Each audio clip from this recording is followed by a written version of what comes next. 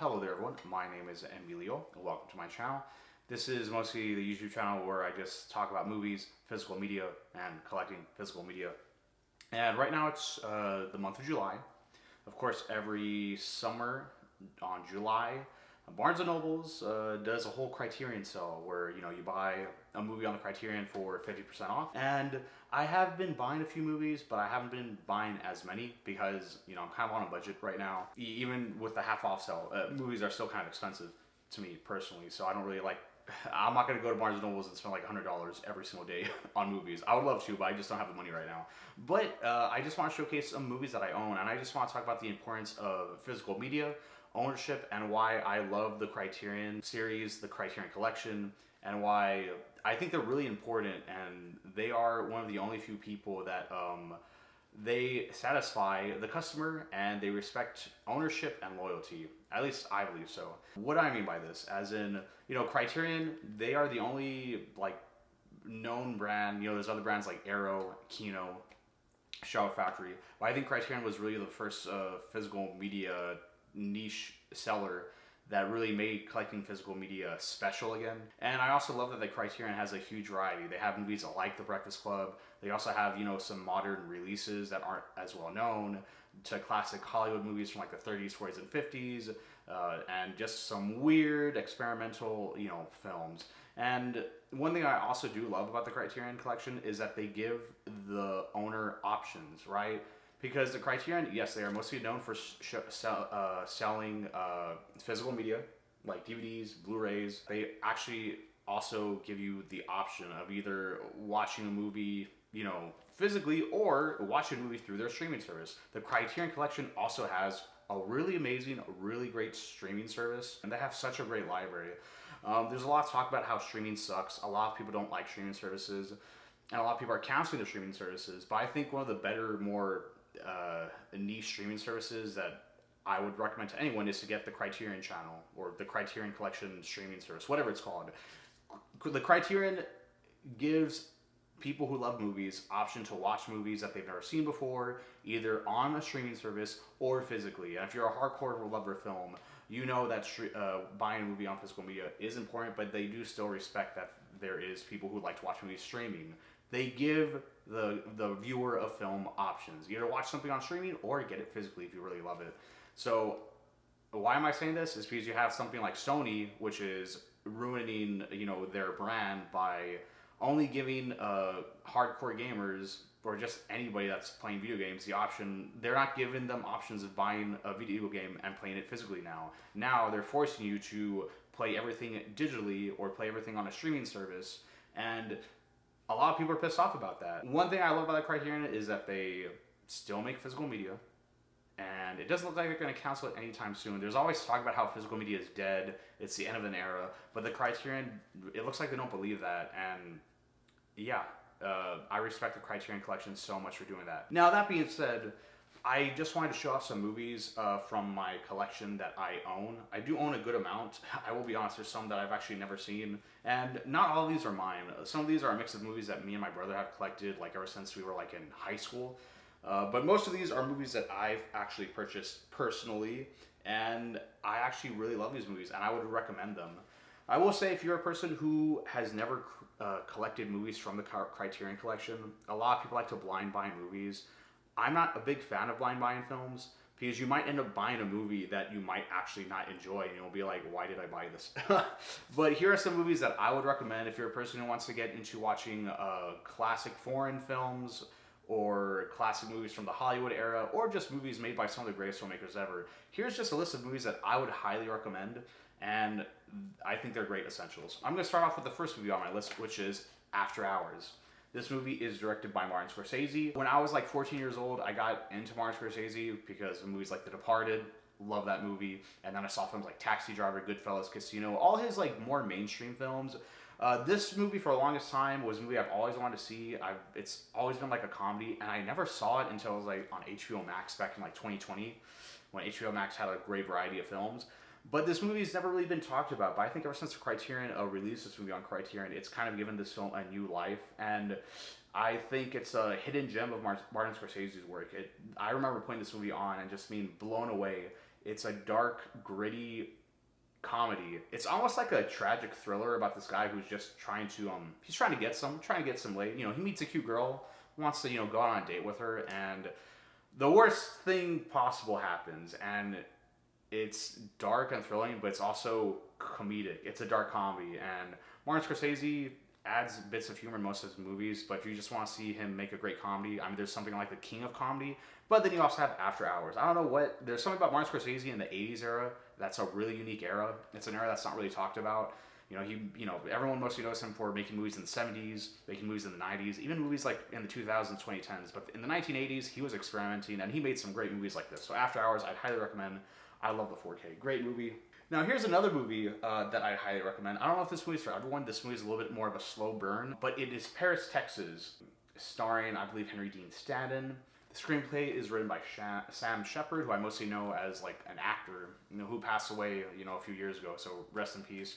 And it's directed by a filmmaker that I'm not particularly familiar with. This movie is directed by Wim Wenders. This is like the only movie I own of his. I don't think I own any of his other movies. I know he has a few other movies in the Criterion Collection. But yeah, Paris, Texas. I don't want to say anything about it, but it's about this man who's basically lost. Like, the movie starts with Henry Dean Stanton. He's just wandering in the desert, lost, and he looks completely out of shape. Like, if he hasn't drinking, he just has like one water bottle with him, and he just looks like he's a person who's just lost, and almost like a lost dog or a lost coyote. He's just lost, and that's the opening of the movie. We don't know who this character is, but as we watch the movie, he goes on this journey. His brother finds him, and it's like kind of a story of redemption, also a story of, a family that's broken apart. But I saw this movie at the perfect time. I was kind of like emotionally, I don't know, I just felt like, I saw this movie at a time where I just kind of felt like shit, and I felt bad about myself. And I don't know, it was very therapeutic to watch this movie. It's a great movie, probably the best performance of Henry Dean Stanton. And this, I don't really cry that much with movies, but this movie legit made me cry for the first time. It's kind of dark, it's also very complex, but the images in this movie are amazing, and it's just a movie I don't want to say much about. I might make a YouTube video later just talking about this movie, like a whole review. But this is one of the greatest movies ever. I loved it so much that I actually own a Blu-ray of this movie, but I decided to buy the 4K, and the 4K is a huge upgrade. I'm glad I bought the 4K because this is one of my favorite movies of all time, for sure. I think because of recent years, because this movie was on HBO Max, and they just released a 4K, this movie's getting a little bit of a resurgence. But yeah, and this movie's PG, it's a drama, but it's not like dark and gritty. It's just a movie about broken people and them trying to fix themselves, and it's really great. Great movie. Amazing. Now here's another movie that I'd highly recommend, and it's Andrei Rublev. I think that's how you say it. It's a movie directed by a very phenomenal filmmaker, Andrew Tarkovsky. A religious faith movie. It's about this guy who's an artist, he's a painter, and his faith is kind of being tested in this movie. I don't want to say much because I'm not like that much of a historian or an educator, but this movie is almost like an autobiography based on a real person. But it's him struggling to be an artist. How can he communicate faith to people? There's certain art that he wants to make that he feels is not true to his own beliefs. And you see it kind of being tested. But this movie, it's that, but it's also actually a great, it's an epic movie. This movie is like 3.5 hours long. It's epic. If you like epic movies like Ben-Hur, Lawrence of Arabia, that's what this movie is. But it's made by a different filmmaker, not an American filmmaker. It's from a different point of view, and I gotta say, I'm not like the biggest Andrew Tarkovsky fan, but I will say I do love his look and style. Sometimes his movies are a little bit hard to watch for me personally, but if you want to watch the best of Andrew Tarkovsky, I would highly recommend this movie. It is existential, it's philosophical, it's also epic, and it's a big, huge epic movie, and I don't want to say this movie is life-changing, but it really is a movie that, I got high once, and I saw this movie, and it just started making me think in ways that I've never thought before about life and death and decay. I don't know, it's a movie that will stick with you. It kind of scares me, but it kind of uplifts me at the same time, so that's Andrei Rublev, and it's my personal favorite movie of Andrew Tarkovsky. Now here's another movie I highly recommend. I got the Blu-ray right here, but there is also 4K. It is Seven Samurai, directed by Akira Kurosawa. This is another huge samurai epic. This is probably the most famous samurai film ever made. It is directed by maybe the most famous Japanese filmmaker ever, which is Akira Kurosawa. My personal favorite movie of his is actually Ran, but this is definitely like one of his best, top five. It's a movie that as a teenager I always heard of, and I will say, when I was younger, I think I've said this before. I have a hard time watching older movies sometimes. It's probably because I just grew up watching, superhero movies and fun action-packed films. I love that shit. But sometimes you gotta watch some old movies, and Seven Samurai is a great movie. This movie is like a film that influenced so many other films, like the Lord of the Rings films, Saving Private Ryan, The Avengers, like the whole team coming together. That's what this movie is, and it's epic. It is also very tragic and actually very dark. And this isn't like a generic action spectacle. This is like really a movie about like a village and these warriors having to like settle their differences to basically defend themselves from these like pillagers that are raiding this village. And it's not like all like a fun whimsical adventure. It's kind of dark. It's kind of complex. The samurai aren't all completely good, and the villagers that are the ones that need help are also not all that like. They're not these innocent people as well. It's a very complex movie about, I guess, war. Actually, there comes a point where like one of like probably the most heroic character of the movie, basically has this speech about war. Like, this is what war is, and this is what we have to do to survive. Great movie. The more I rewatch it, the more I appreciate it. If it's like, if you want to watch a big epic, I highly recommend this movie. And it has some of the most iconic it's made by an iconic filmmaker, and it has like one of the most iconic actors of this like era. Here's another movie I'd recommend, and it's actually a recent movie. It's a movie that came out in 2019, which was probably one of the last great years for film. Portrait of a Lady on Fire. I didn't see this movie until I got the Criterion on Blu-ray. This is one of the most beautiful films ever made. It's a movie that made me see the point of view of, I guess, what it's like to be a woman in this era, what it's like to be an artist, and what it's like to like fall in love. I'm a guy, right? Okay, I love action movies. I like science fiction movies. I'm not really into romance films. Like, I don't have much movies, but this movie is actually like a movie that I actually kind of loved. It actually made me cry, and it made me fall in love with these characters and the story they were going through. That's all I'm going to say. It's also one of the most beautiful films ever made of this century. So, yeah. Now, a lot of people I notice on YouTube are making YouTube videos where they're talking about how they're watching old movies. And when they say they're watching old movies, they're watching movies like from like the 1980s or the 1990s. Those aren't real old movies. One thing I love about the Criterion Collection is that they actually reprint high quality 4Ks and Blu-rays of movies like from the 30s and the 40s, and specifically movies of the 20s. And one movie I'm going to talk about is The Cameraman by Buster Keaton. Now, I've always known of Buster Keaton. I saw like the Sherlock Jr. movie that I think he made. That is one of his more popular movies. But I am not a hardcore Buster Keaton person, as in I've never been able to see most of his films. But I bought The Cameraman on Blu-ray, and this is a great movie. It's intimidating watching old movies sometimes. It's especially intimidating to watch a silent film. But I gotta say, bro, I put this movie on, and one thing that's great about silent films is that they tell the story visually. They don't need all this dialogue. They don't need all this over exposition that we get in a bunch of movies. This movie is simple, fun, and straight to the point. It's a movie about the cameraman, and it's a great movie. Also, I can relate to it because I'm a person who, for the past 10 years, has been buying camera gear. I go out and try to film things, so I kind of find this movie a little bit relatable. But it's funny, it's charming, and it's a Buster Keaton, who's one of the most iconic people who's ever been in the film industry. So it's like a 100-year-old film, and it's still funny, and it's still better than some films made today. Now, here's another movie I highly recommend. This is an oldie. It came out in 1941, but it stars the iconic Humphrey Bogart. Some say this is the movie that made him like a star. High Sierra. It is like a film noir. It's a heist film. It has Humphrey Bogart, who is a complete badass in this movie. I gotta say, if you're a person who is a fan of crime films like Heat, Reservoir Dogs, The Killer, John Woo, I really highly recommend watching old school Hollywood films, that Warner Brothers made in the 30s. Watching some great film noir films starring Humphrey Bogart. But this one, in my opinion, is highly underrated. I never really saw this movie. I bought this movie back in like 2020 or 2021, but I never saw it until just a year ago. Because, it's an old movie. And if I'm being honest, I love Humphrey Bogart. He's a badass in all his movies. but I'm not like a hardcore fan of like his more iconic films. Like I like Casablanca, I don't love it. It's not the Bogart film I want to rewatch. This is the Bogart film I want to watch. It's a crime thriller. Humphrey Bogart is a fucking badass in this film. It's also tragic and man, it's so great. I believe the screenwriter is John Huston. It's not directed by John Huston. It is directed by Burl Walsh. I'm not really familiar with that person or his resume, but yeah, if you want to get into Humphrey Bogart, I recommend starting here. I love this movie way more than The Maltese Falcons, even though that is probably one of his more iconic and better movies. I like this a little bit more than Maltese Falcon. Maltese Falcon is like a close second, but I like this movie more, and I definitely love this way more than Casablanca. So me personally, Casablanca is like a little bit dated. I know I said it. It's one of the greatest movies of all time. It is. It's just to me, I like this movie way more. So yeah, I just mentioned Casablanca, right? Because it stars Humphrey Bogart, but it also has the love interest, which is Ingrid Bergman.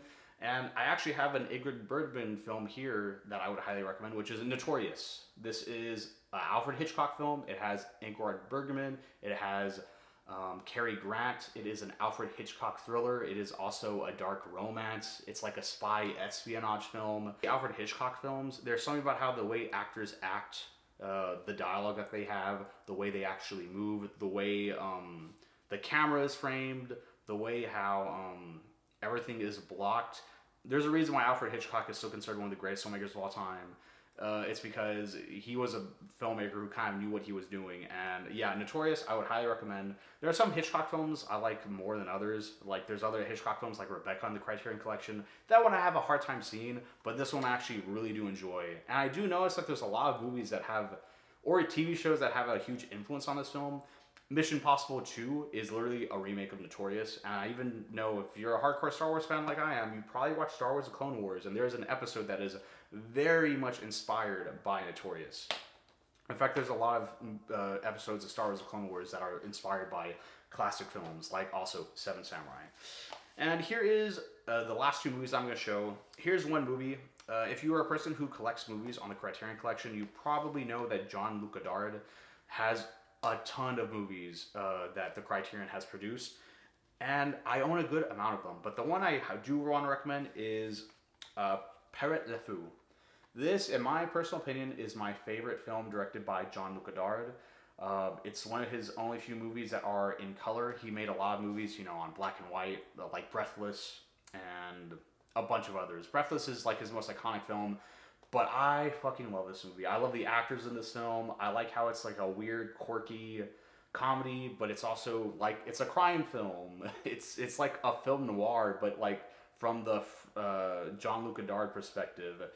It's just weird. It's very experimental, and if you like Jean-Luc Godard movies, they're not really movies that are all about story. They're more about a feeling, a tone, and sometimes I have a hard time. I can't always connect with his movies, but there's something about this movie that I just connected with, and this is personally my favorite film that he's ever made. I would highly recommend it if you want to get into Jean-Luc Godard.